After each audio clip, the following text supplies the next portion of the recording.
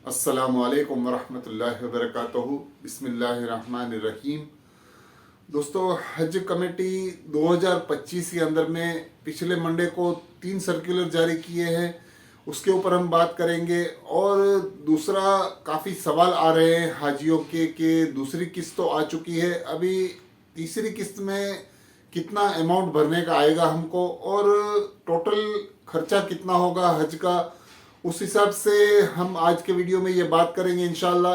तो आप बने रहिए मेरे वीडियो में, पूरा वीडियो देखिए मेरा, इंशाल्लाह आपको मैं जानकारी दूंगा अच्छी तरह से। और अगर आप नए हैं मेरे चैनल पे तो प्लीज़ मेरा चैनल सब्सक्राइब कीजिए, लाइक कीजिए, शेयर कीजिए और दूसरे हाजियों तक भी ये जानकारी पहुंचाए। तो आज हम बात करेंगे हज के 2025 के जो महरम कोटा हज कमेटी ने जो जारी किया है, सर्कुलर नंबर 12 के अंदर में उन्होंने बताया है कि 500 का महरम कोटा रिलीज किया गया है। और उस कोटे के अंदर में जो महिलाएं उनके महरम जा रहे हैं हज के लिए और उन्होंने अगर अप्लाई नहीं किया है तो वो इस कोटे से अप्लाई कर सकते हैं अभी भी।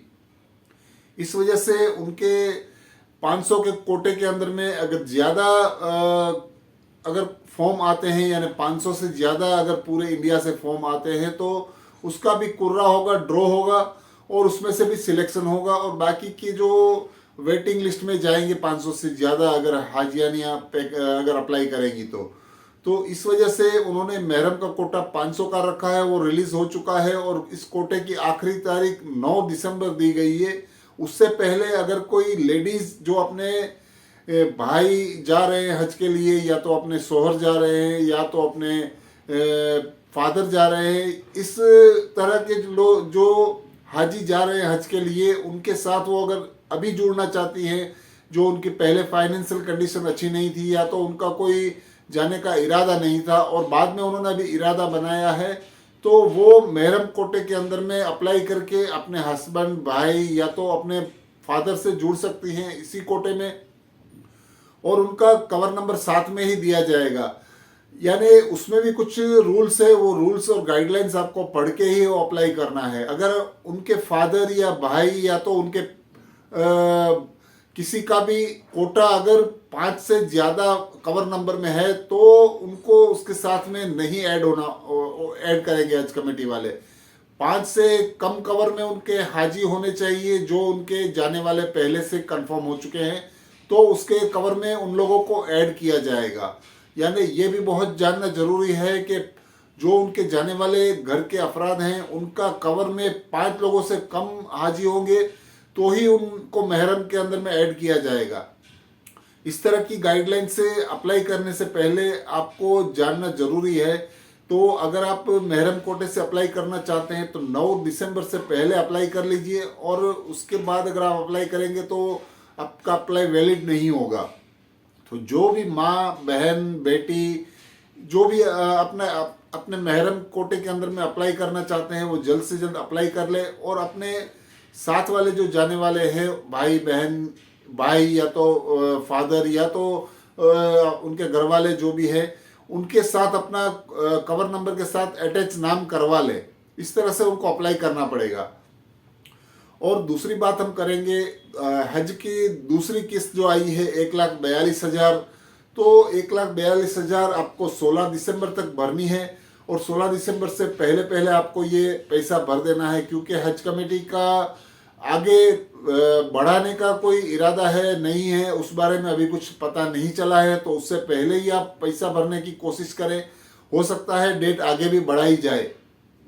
अगर आपके पास पैसे की सहूलत है तो आप जल्द से जल्द अपने पैसे भर दीजिए। और तीसरी बात है, हज कमेटी ने जो वेटिंग लिस्ट निकाला था, वो वेटिंग लिस्ट माशाल्लाह बहुत सारे हाजियों के नंबर आ चुके हैं, और जिनके नंबर नहीं आए हैं उनको दूसरी वेटिंग लिस्ट का इंतज़ार करना पड़ेगा। इंशाल्लाह उसमें भी बहुत सारे हाजियों के नंबर आएंगे और उसके बाद तीसरी वेटिंग लिस्ट भी आएगी। जो तीसरी जो किस्त होगी उसके बाद भी तीसरी वेटिंग लिस्ट भी आएगी, तो उनमें भी काफ़ी हाजियों के नंबर आएंगे इंशाल्लाह।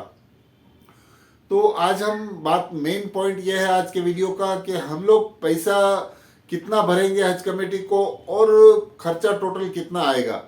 तो इस बारे में मैं आपसे ये बताना चाहता हूँ कि हज कमेटी की जो सिस्टम है, अभी हज कमेटी पूरा अपना ध्यान सऊदी के अंदर में जो उनका जो सिस्टम रहता है, जो उनकी बिल्डिंगों के अलग अलग तरह के जो उनके सौदे रहते हैं, जैसे कि बिल्डिंगें हैं, बसेस हैं, मीना में रहने के जो जगह हैं, उन लोगों के जो कॉन्ट्रैक्ट्स रहते हैं, उनके ऊपर जो नए खुलेंगे उनके जो ट्रेंड, वो उसके अंदर में वो लोग शामिल होके उनसे बातचीत करके वो सब चीज़ों में अभी इन्वॉल्व होंगे, जिसकी वजह से वो लोग पूरा उनका टोटल अमाउंट कितना बनेगा उसमें वो लोग ज़्यादा अभी अपना ध्यान लगा रहे हैं।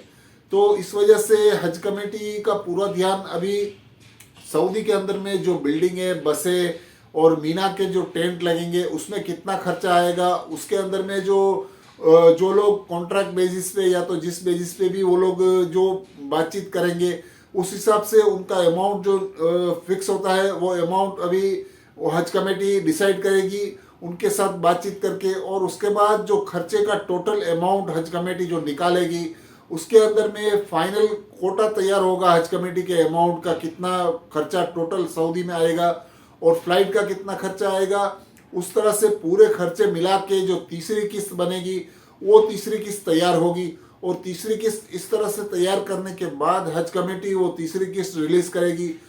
और तीसरी किस्त मेरा अंदाजा है जनवरी तक आएगी इंशाल्लाह, जनवरी के दूसरे हफ्ते तक आ जानी चाहिए तीसरी भरने की किस्त।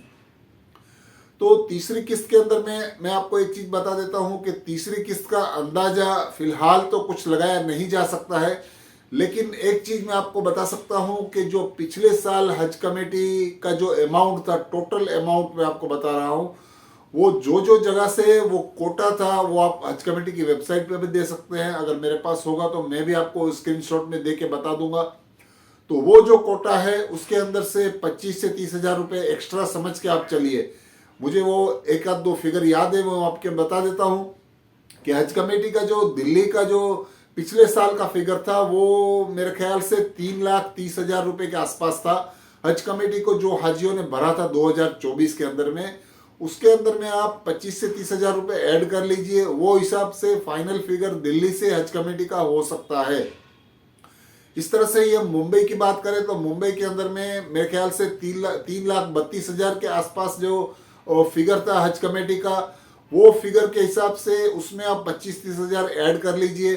तो इस तरह से वो अमाउंट बनता है आपके हज कमेटी के, हज के जो पूरा खर्चा होगा जाने का, हज कमेटी को आपको जो पैसा भरना होगा उसकी मैं बात कर रहा हूँ। इस तरह से ही ज़्यादा से ज़्यादा बात करें तो और भी सारे एम्बेरिकेशन पॉइंट थे जहाँ पे बहुत ज़्यादा हज कमेटी का पैसा भरने का आया था। उसमें से मेरे को एक फिगर याद है, विजयवाड़ा का था। जो विजयवाड़ा का जो फिगर था वो 4,02,000 के आसपास था। तो आप उससे भी अंदाजा लगा सकते हैं कि उसमें भी आप 25-30 हजार रुपये ऐड करके आप जान सकते हैं। विजयवाड़ा जो आंध्र प्रदेश के लोग हैं वो उसमें भी 25-30 हजार ऐड करके वो अपना अमाउंट अंदाजा लगा सकते हैं कि इतना हो सकता है। और पैसा किस तरह से बचाना है वो उसके ऊपर भी मैंने काफ़ी वीडियो बनाए हैं पहले, तो फिर भी मैं आज आपको ये चीज़ बता देता हूँ कि पैसा बचाना है तो आपके जो एम्बेरिकेशन पॉइंट हैं वो पिछले साल से इस साल आप कंपेयर कीजिए, जिसके अंदर में आपका पैसा बच सकता है। बड़े सिटियों में आपका एम्बेरिकेशन पॉइंट लेने से आपका फ्लाइट का खर्चा कम आएगा, जिसकी वजह से आपको हज का पैसा भरने का कम आएगा।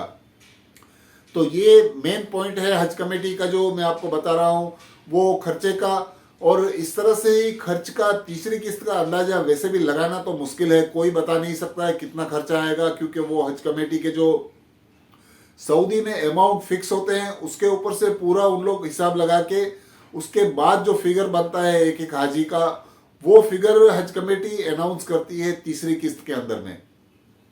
तो वो फिगर हम अभी बता नहीं सकते हैं क्योंकि किसी को भी अंदाजा नहीं है। मेरा अंदाजा ये है कि जो हज कमेटी ने पिछले साल का जो अमाउंट था उसमें से आप 25-30 हजार रुपये ऐड कर दीजिए, और कुर्बानी का खर्चा आपका अलग से होगा, क्योंकि कुर्बानी का जो खर्चा है वो सऊदी के हिसाब से हम गिने तो 600-650 रियाल के आसपास होता है। और इंडियन करेंसी में अगर आप हज कमेटी में वो पैसा भरना चाहें तो भी आप भर सकते हैं। वो आपको तीसरी किस्त में बताया जाएगा। हज कमेटी की तीसरी किस्त जब जाहिर होगी, जब वो तीसरी किस्त निकाली जाएगी, उसके अंदर में आपको हज का अमाउंट जो कुर्बानी का रहेगा वो तीसरी किस्त के साथ साथ में ये अमाउंट भी भरना पड़ेगा। जो अमाउंट मेरा अंदाजा है 16,000 से 16,500 के आसपास, 17,000 के अंदर ही वो अमाउंट होगा। तो वो भी आपको हज कमेटी को भरना होगा अगर आप हज कमेटी से कुर्बानी करवाना चाहते हैं। तो अगर आप अपने हिसाब से वहां जाके किसी को और को आपको पहचान वाले हों वहां देना चाहते हैं तो वो भी दे सकते हैं। अगर आपने हज कमेटी के फॉर्म के अंदर में कुर्बानी हज कमेटी में नई ऑप्शन में लिया है तो आप वहां जाके भी कुर्बानी कर सकते हैं। इस तरह से आप अंदाजा लगाइए आपका हज का खर्चा टोटल कितना होगा। मेरा मानना यह है कि पिछले साल की आप लिस्ट देख लीजिए, टोटल हज कमेटी का खर्चा हाजियों ने कितना भरा था, उसके ऊपर से 25 से 30,000 रुपये ज़्यादा अंदाजा लगा के ही आप चल सकते हैं कि इस साल का खर्चा कितना होगा। तो दोस्तों, ये मेरा वीडियो अच्छा लगा हो तो प्लीज़ मेरे चैनल को सब्सक्राइब करो, लाइक करो, शेयर करो। अल्लाह हाफिज़।